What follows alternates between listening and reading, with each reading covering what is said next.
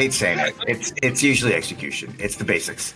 It's the time to follow up on that first call. It's how well did you build rapport, establish some relationships, ask questions, and really qualify whether the problem that the person is trying to solve, the company's trying to solve, is something that you can truly solve. Happy ears, right? We're here talking about sales. I love the phrase happy ears. Like, how many times does a salesperson get on a call? Oh my God, we can close this. This is it. And then they jump to like demo and they miss those 5-10 steps in between, which is actually architecting a solution, co-architecting, co-creating a compelling event and solution with a buyer. Like, it's too bad, but I think it's improving, and I think we're going to improve it together. And your show's great, and the work that we're all doing together in the industry is helping us get there.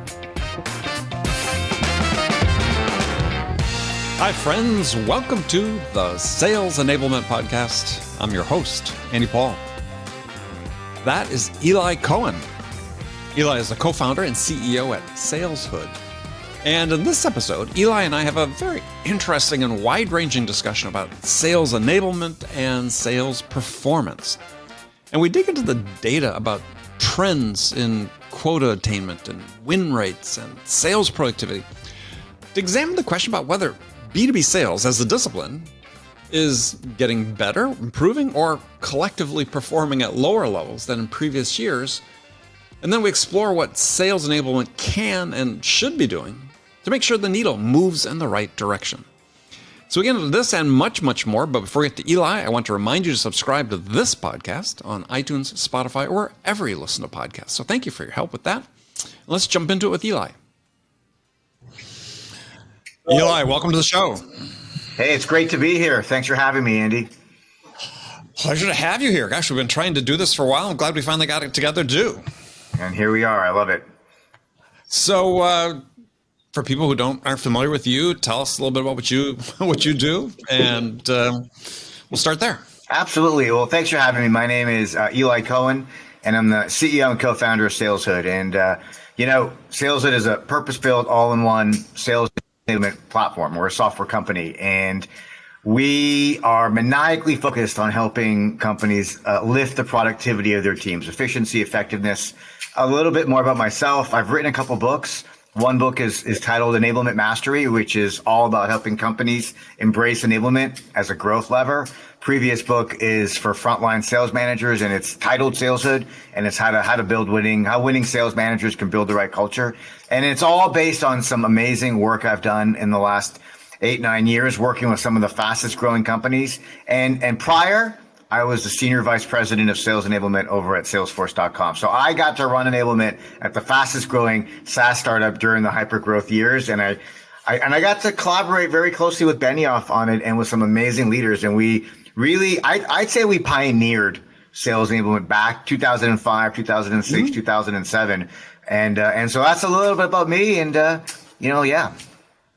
So, let's talk about enablement. So how have things changed for the better since then, and where are the challenges still going forward with enablement? Yeah.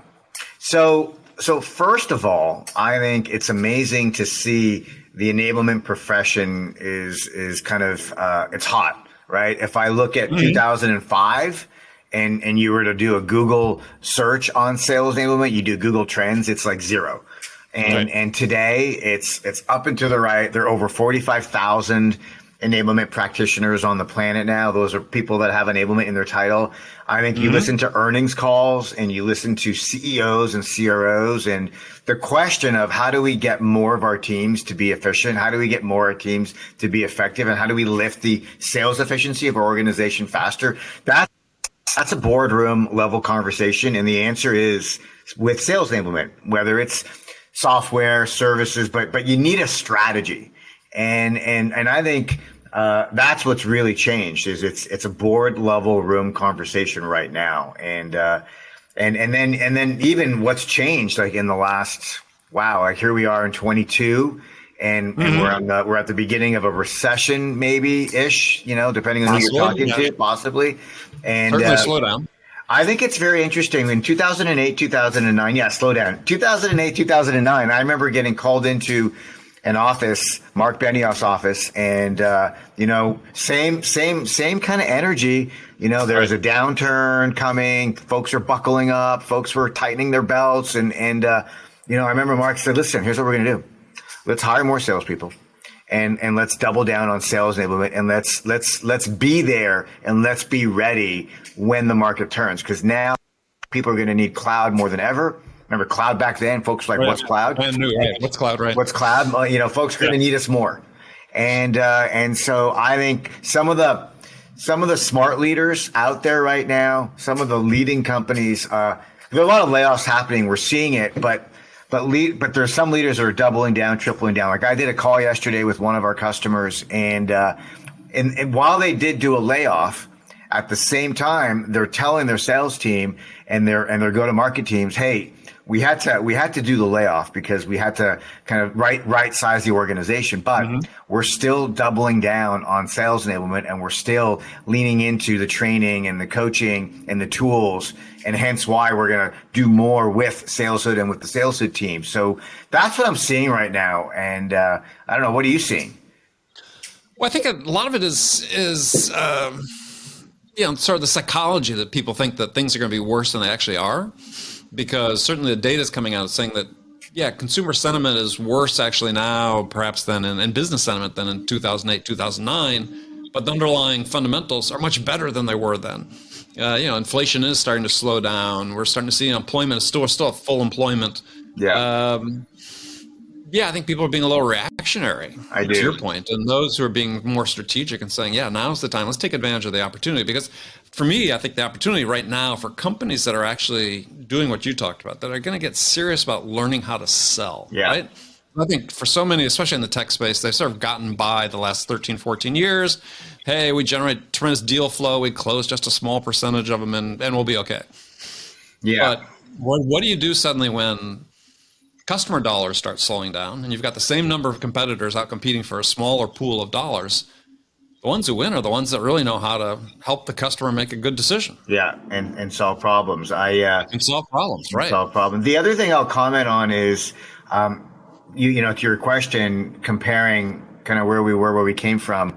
I'm really, impressed with Gartner and Forrester in the last 2-3 years, how they've really invested a lot, and they're really helping to evangelize sales enablement. So kudos to them and other analysts. I think that's really good. G2, right? Like all these firms are really doing a good job to help educate the market and drive awareness around it. I think it's really great to see. And the other thing I'm noticing, just last point is, over the years with all the VC funds and tech flowing in, and companies could over invest in capacity and still make their numbers. And they have like $100 million, $50 million, kind of run rate quota, new business. They hire, the spreadsheets say, 50 reps, $1 million quota. So they'll go hire 100 reps, assume 50 of them make it.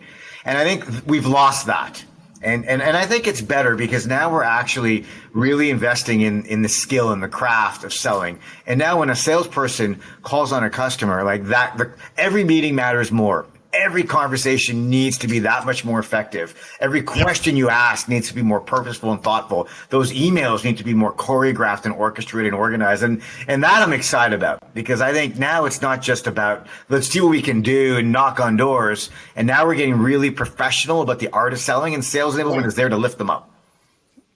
I agree 100%, because I think a lot of these data points that we've seen over the last 10 years, right? Declining quota attainment and falling rep productivity and win rates is falling and so on, as people sort of got lazy. Yeah. Right? And it's I hate saying it, but the basics, some of the basics have been forgotten in terms of how to execute, how to be curious, right, how to ask questions, how to follow up. Right. And so I wonder, whether things get tight and people have to really focus down, as you said, double down on the basics and fundamentals. Do we start seeing a shift in those trends? I believe we will, right? I think, when we work with companies, they usually come to us and they've got a 20 to 30% attainment number. Just like take a moment, like 20 to 30% of their salespeople, their quota carrying reps, are hitting quota. And so now we can boast when we work with companies that within 6 months, 9 months, 12 months, they're seeing it increase and getting closer to 50 to 60% number, which still isn't like, it's not bad. It's better than what it was. It's got to be better than 50, right? Better than 50. And I think the CROs, sales leaders, revenue leaders are now going to be tasked with the challenge of, lifting that attainment number closer to 70 to 80 and maintaining that level and being accountable for that number, at least 70 to 80% attainment.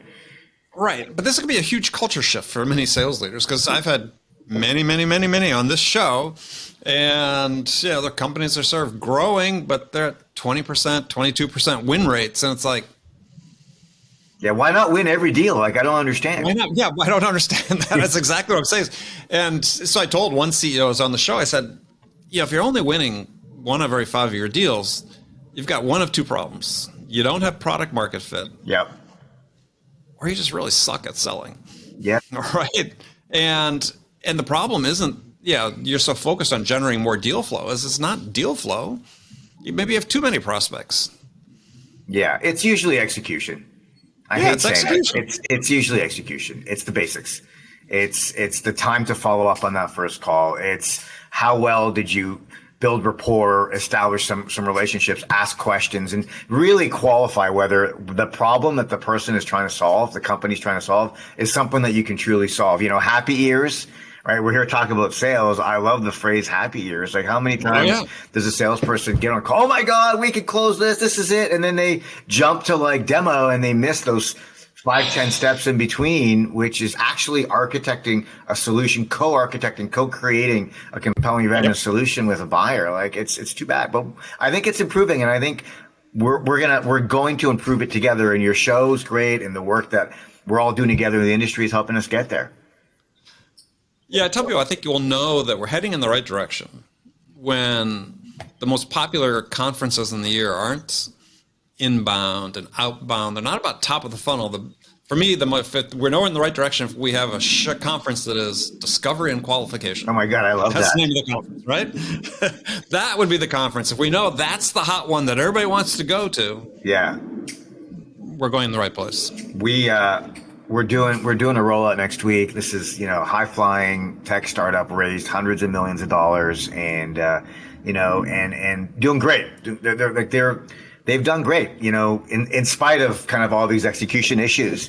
And and we've done an assessment to figure out, like, okay, what's working, what's not working, why is the attainment not where it needs to be? And guess what number one issue is?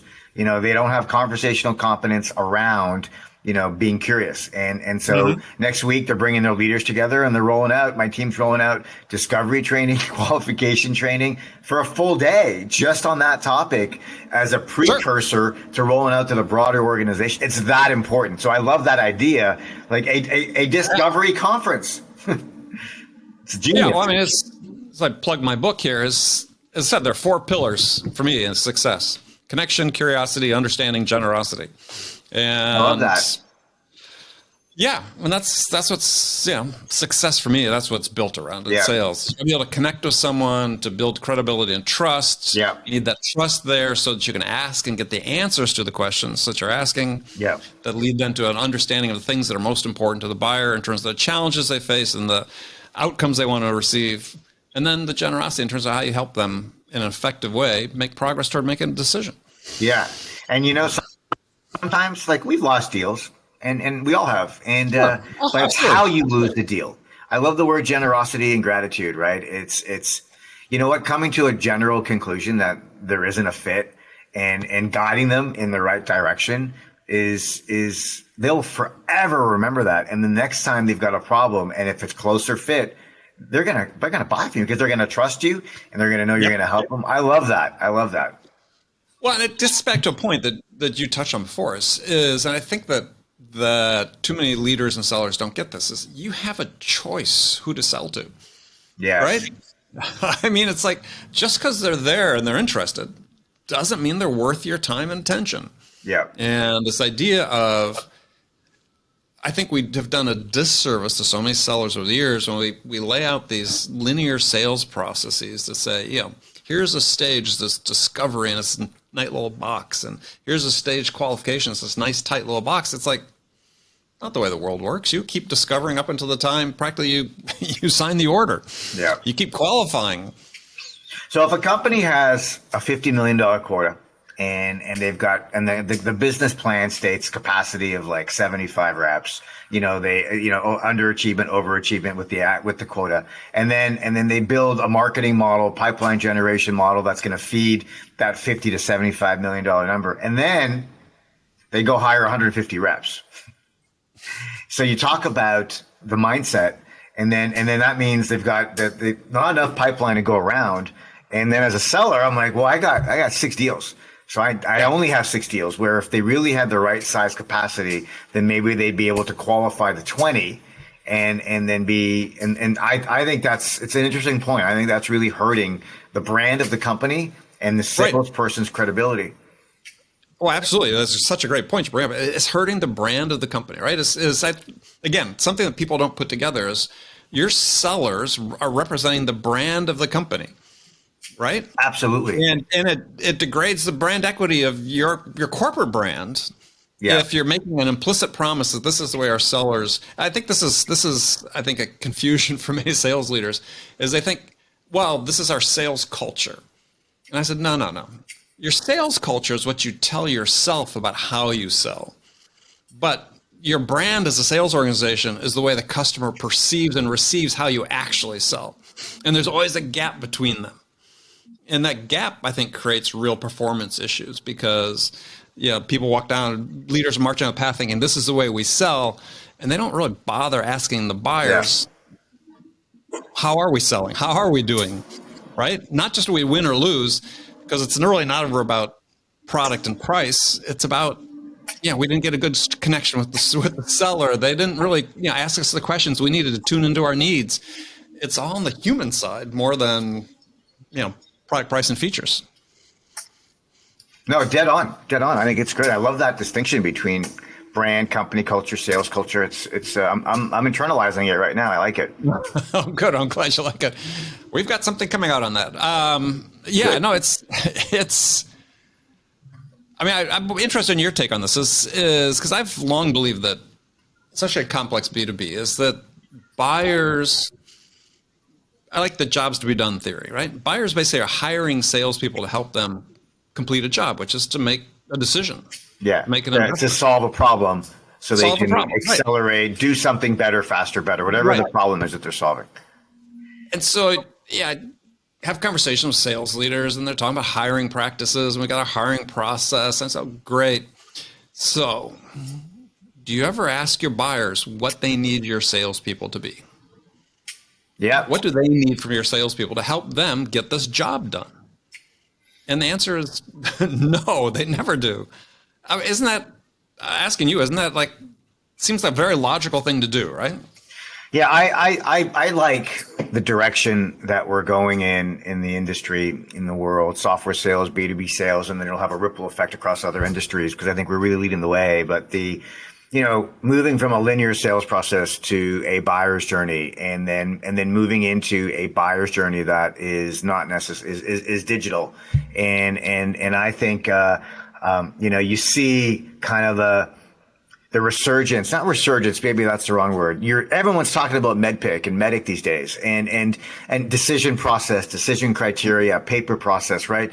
There's something there about buyers being empowered to write down what's important to them and then communicating that in their decision process and in their decision criteria. And I think sellers need to be great at asking questions to assess whether there is a fit there. But the metaphor I've always used, and when I meet people, talk to companies, talk at kickoffs, keynotes, is like keynotes. You're a guide. You're a river guide, and you're guiding your customer to their destination. And I think I love that. Like why not in the process? Buyers should they should be sharing what's important to them. And I think the best sellers are the ones that can ask the question, what's important to you right now in this process? What do you need? Because some buyers will say, hey, I get from your website, I just need price. Yeah. Others will say, yeah. guide us. And in software, where most are in category creation, most are in early stage. And when you're trying to differentiate against competition, and we talk about win rates, why win rates are so low, when you're competing on features and price, and you're not competing on differentiated value and value creation and having these consultative conversations. That's the difference. I'm in my head. I'm like, how does this get automated? But that's where I go immediately because I'm a builder. Well, but I don't think you do necessarily automate it, right? It was because in the environment you talked about, we're competitive in markets where, I use an example of conversational intelligence just because it's a market we're familiar with. Is 2-3 years ago, there was maybe half a dozen companies in that space. Now there's 40 in that space. And so if you're a seller in that space and you're trying to differentiate yourself, it's not about the product. I mean, as Challenger said, it's about the buyer's experience with you as a seller. Yeah. That becomes the tiebreaker. And so I think more automation comes into sales, I think at the end of the day, especially in complex B2B, the human will always be the difference maker. Yeah. Yeah, no, I agree. I think it's super interesting. But the buyer's journey and the buyer's criteria and what's important to them is super interesting. Yeah. So let me run this by you. I've got I like to simplify things, for people. Take complex things, make them simple. So here's what I think the buying process is. So I think it's 3 stages. I call it the what, the how, and the who. Okay. And when buyers first, and the what stage, they're not concerned about products. All they want to know is they want sellers to help them define what the problem, what the challenges are, and what the outcomes are they can achieve by addressing them. And I think in that early stage of their buying process, it's just about ideas. It's not about product. If you come in and you start pitching at that stage, you're pitching before you understand, right? Yeah. So what's the value? And this is really where you're doing most of the qualification, not all of it, but a good chunk of the qualification is in that first stage. Yeah. And then when the end result of that is that first stage is a shared understanding of what their challenges are and what the outcomes are they want to achieve. And then now you can start really co-creating with the buyer. You're going to the how stage. Now they're going into the market, even though they've been in the market before, but now more deliberately in the market, looking at the options and alternatives that are out there to help them achieve what they defined in the what stage. Yeah. Now this is when you're influencing the trade-offs they make, right? Because so much of selling is, as I'm sure you know, is about trade-offs, right? I could do this or this. Well, which one's going to help me get closer to achieving what I want to achieve that's most important to me? And the third order decision that buyers make is the vendor, who we're going to do it with. Yeah. But sellers get so wrapped up at coming in up first and trying to say, look, we're the best, we've got the greatest, it's all about us. And it's like, well, buyer doesn't care at that point.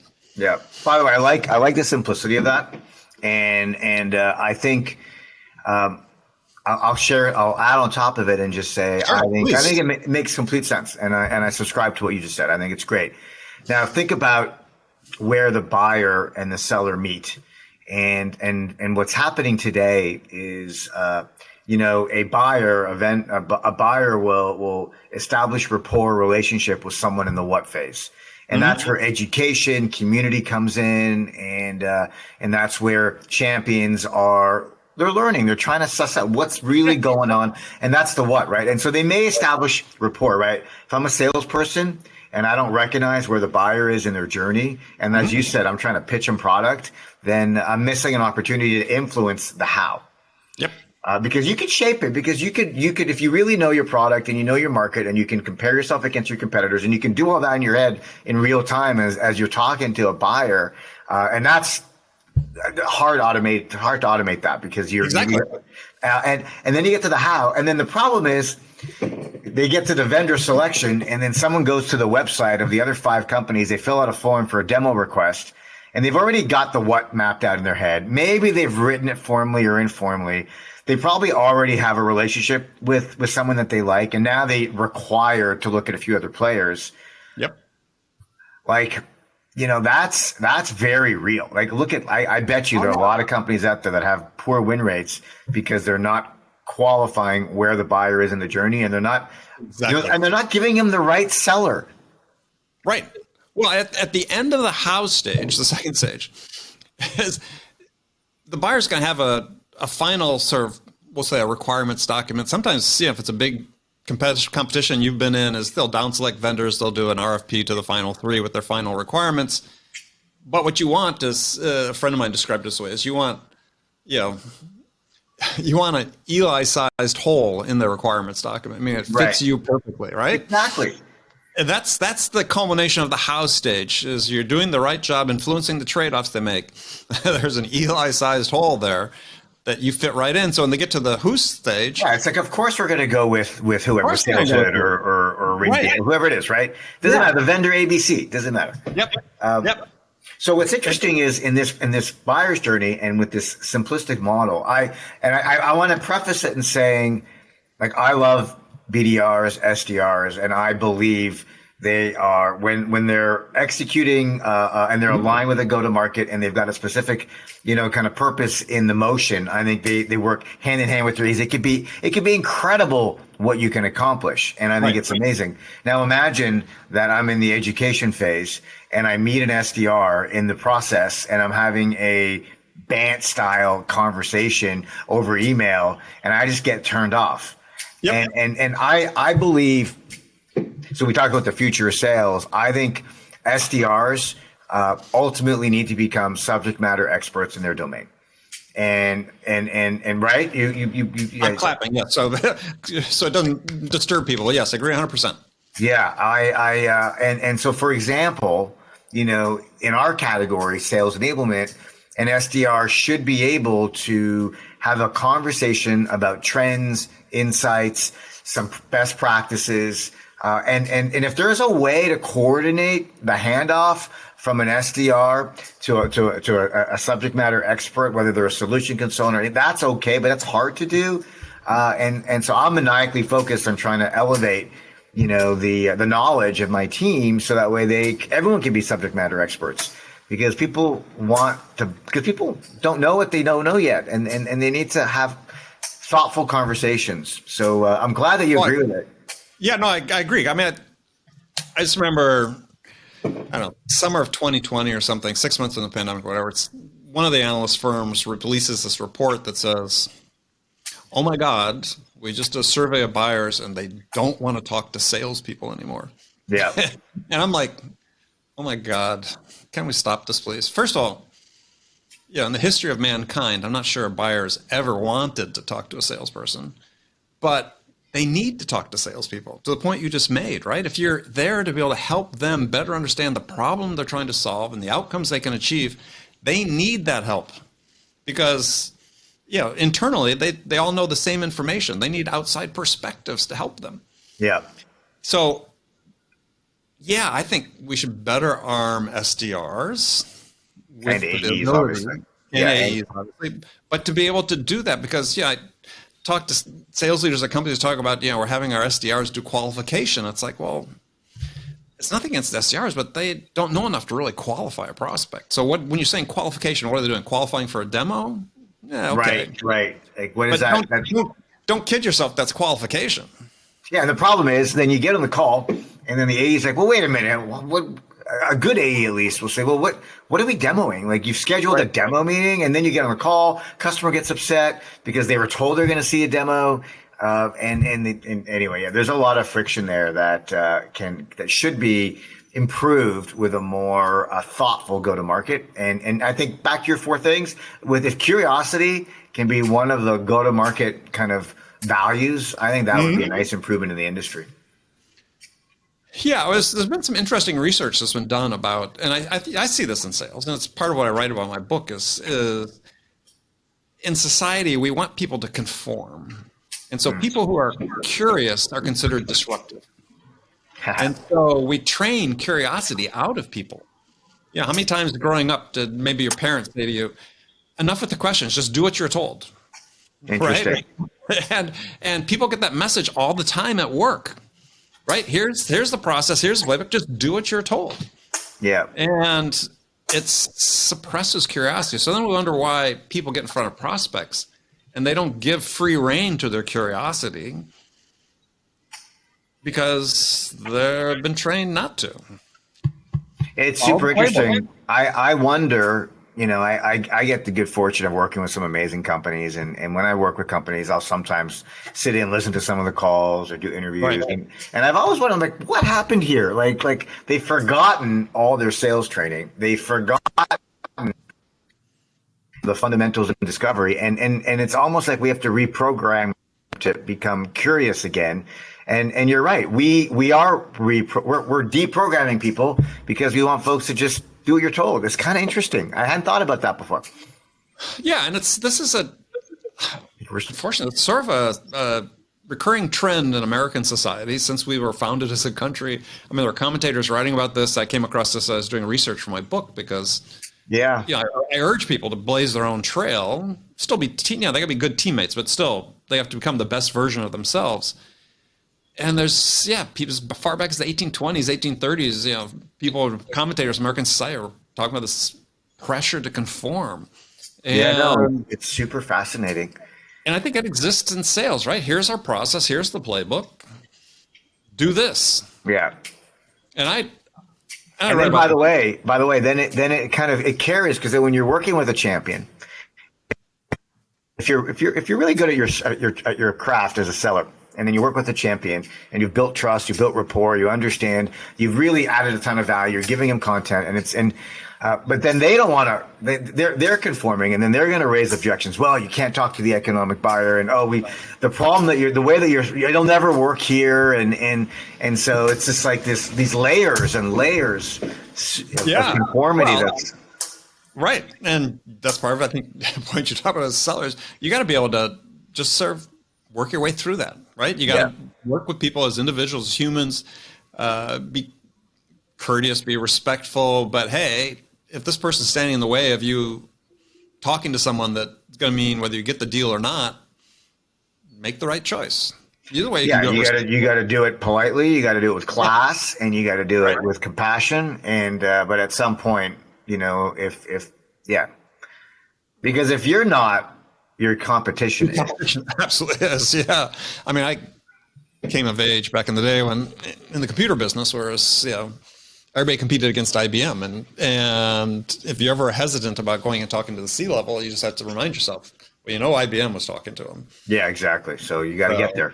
You got to get there. Right. Because if you weren't, you're going to be left out. Very interesting. Exactly. Well, let's talk about win rates for a second. So we touched on before, but is it unrealistic to assume that companies, even in the software world, should be at a 50% win rate? Or the sellers should be, at least individually, start there and then? Well, I think when I look at the data and I'm seeing, win rates in the low 30s, high 20s, and in some cases high teens, and it's tolerated, and there really isn't a strategy to go after improving it. It just feels like a complete waste of resources. It goes back to the brand, right? So how many bad conversations are happening? How many bad experiences are happening? I think there's a capacity issue. There's a pipeline issue. There's a scarcity versus abundance issue that's making me chase stuff. And then there's also the question of what's a deal. And sometimes marketing will inflate pipeline. Hey, I've done that. In early years, they're like, oh, that's a really big deal. Right. And my chief sales officer is like, okay, like we're over that phase now, and here's the criteria. So at least, but anyway, maybe that's TMI, but you know what I mean. No, but no, absolutely. I was just reading a book a few months ago, come out that surveyed 14,000 companies or something. Yeah. And around the world and the B2B space, and the average win rate on deals over 100, contract value over 100K was 17%. Yeah. So I think, if you were to look at the Salesforce.com fields across every single deal in 21, and you were to look at the, primary competitor, secondary competitor, competitor strategy, you probably would see a lot of blank fields. Mm-hmm. And if you were to visit in and be a fly on the wall on deal strategy calls or RVP manager coaching calls. Right. And at what point in time is there a real conversation happening around your competitive strengths and weaknesses and then applying, kind of value differentiators at the strengths and against your competitive strengths, because they're there, right? And right. Your competitors have some strengths that you don't have, and you need to really understand the business, and you need to be able to just highlight your value-based differentiators. And at the same time, when you do have weaknesses that you can exploit, rather than bashing the competition, you should be curious and asking questions, getting back to your what, how, right? Like, well, you told me that what was really important to you was you needed ABC. And so let's just have how important is it? And what happens to your business if you don't have ABC and you're kind of highlighting things? So I think I'm seeing investment from VCs into competitive software, competitive intelligence, technologies, and I can understand why. And I think ultimately competitive battle cards and competitive win rates and all that pillar will be a part of the space that we're in and will become an important pillar, and it's still maturing. But I think it starts down, forget automation. Like, how many sellers are internalizing a strategy across their top 2 to 3 competitors? How many sellers are actually having an open conversation with their champion? How do we compare? And then taking the inputs, sharing it back with the team, and then doing a campaign around that. And how many managers are reinforcing? I'd say not as many as there should be. And those are some of the fundamental reasons why we're just not seeing the win rates where they should be in the business. Well, let me ask you another question, Yeah. somewhat along the same lines, but my frustrations is, and I just have a different mindset in the way I looked at and the way I was elevated and raised in sales, but I was taught to be very self-aware or conscious about how I sold, why I did what I did, what did it work, why it didn't work. How was I being perceived by my buyers? And again, I address in my book is I don't think we're enabling sellers to think about them from mindset. Just have to be so intentional every time they're interacting with a buyer about how they're communicating, how it's being received, what they're saying, the best way to do it, how are they helping the buyer make progress toward making a decision. It's too much sort of in their head robotic as opposed to, like I said, really understanding why it works for them. Yeah. No, it's interesting. I'm thinking about that point.